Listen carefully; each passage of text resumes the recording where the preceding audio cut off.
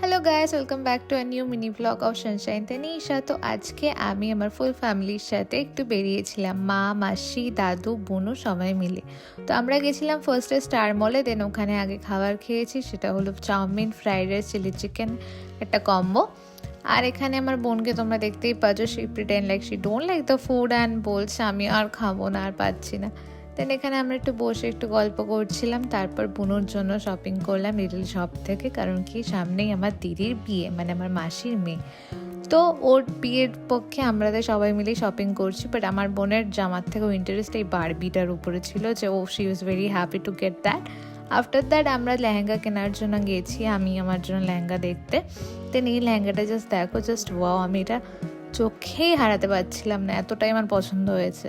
তো ভাবছি কিনবো কি কিনবো না, আর বোনও এদিকে ট্রাই করছিল। এই ছিল আজকের দিনটা। ভিডিওটা ভালো লাগলে do like, comment and subscribe.